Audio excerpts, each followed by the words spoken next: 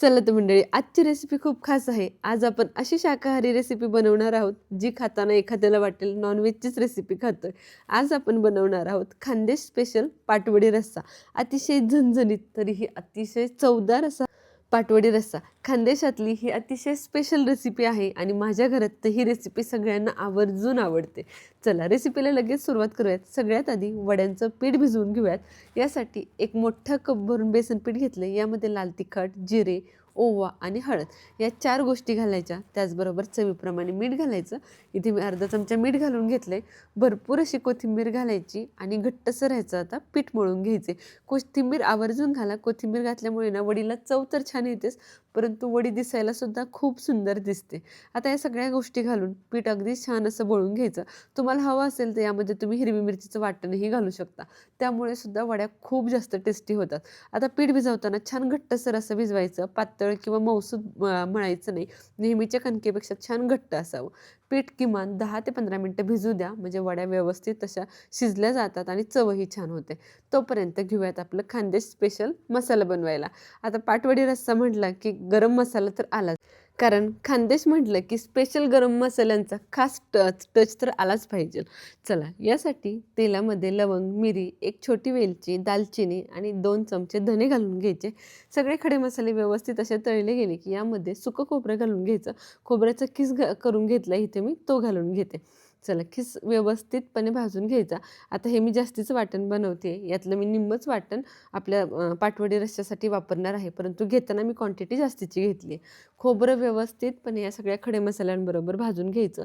छान तांबूस रंगावर भाजलं गेलं पाहिजे याची काळजी घ्या. आणि खोबरं भाजताना अगदी लो फ्लेमवर भाजा, जेणेकरून ती करपणार नाही आणि व्यवस्थित आतपर्यंत भाजलं जाईल.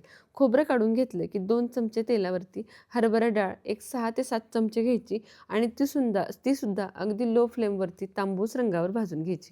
हरभरा डाळ घातल्यामुळे ना रश्श्याला चव तर छान येतेच, परंतु जास्त क्वांटिटीमध्ये ज्यावेळेला आपण रस्सा बनवतो त्यावेळेला त्याचा घट्टपणा, थिकनेससुद्धा परफेक्ट असा हरभरा डाळीमुळे राहतो.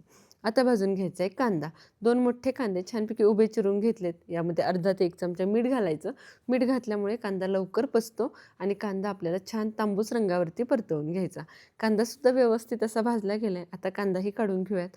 आता यातलं जेवढं वाटण मला पाटवडी रश्श्यासाठी लागणार आहे तेवढं साहित्य मी बाजूला काढते.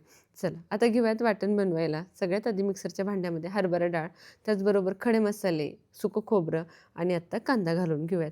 या सगळ्या गोष्टींबरोबरच यामध्ये घालून घ्यायची ती कोथिंबीर आणि आलं लसूण. कोथिंबीरीचा आवर्जून देठाकडचा भाग वापरा. यामुळे ना रंग तर छान येतोच आपल्या रश्श्याला, परंतु चवही खूप छान येते. त्यामुळे कोथिंबीर आवर्जून घाला. त्याचबरोबर आलं लसूण घालून घेतले. थोडंसं पाणी घालायचं आणि अगदी मऊसूद अशी याची पेस्ट करून घ्यायची.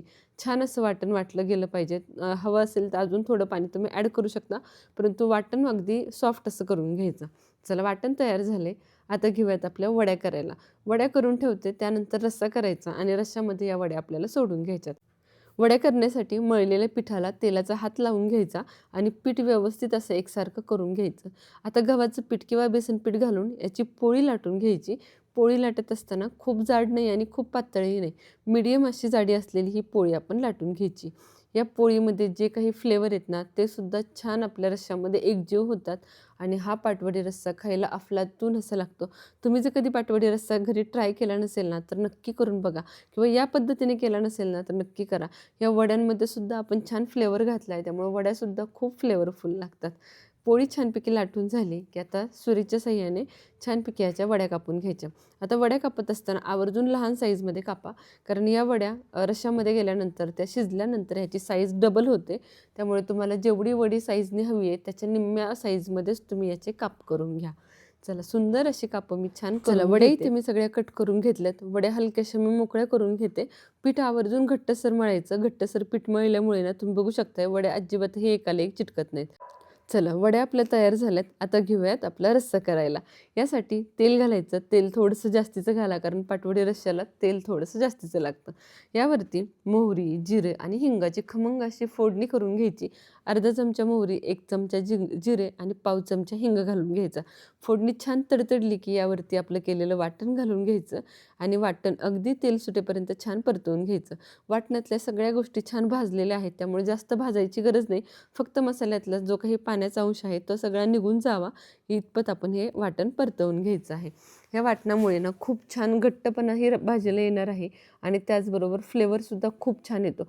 यामध्ये मी बाहेरचा कोणताही गरम मसाला वापरत नाही आहे, कारण जे काही खडे मसाले आहेत त्यामध्ये भरपूर असा गरम मसाला होता, म्हणजे त्याचा फ्लेवर या रश्श्यासाठी पुरेसा आहे. खूप जास्त जर गरम मसाला घातला ना तर खाल्ल्यानंतर जळजळ होते. तशी जळजळ होऊ नये म्हणून फक्त मी खोबरं भाजतानाच यामध्ये काही आहेत ते खडे मसाले घालून घेतलेत. चला आता घेऊयात मसाले घालायला. लाल तिखट, काळं तिखट, धना पावडर आणि हळद एवढेच मसाले फक्त मी घालून घेतलेत. तुम्हाला जर आवडत असेल तर तुम्ही यामध्ये गरम मसालाही घालू शकता, परंतु मी आत्ता घालत नाही आहे. तेल सुटेपर्यंत वाटण परतलं गेले की हे ड्राय मसाले घालून घेतलेत.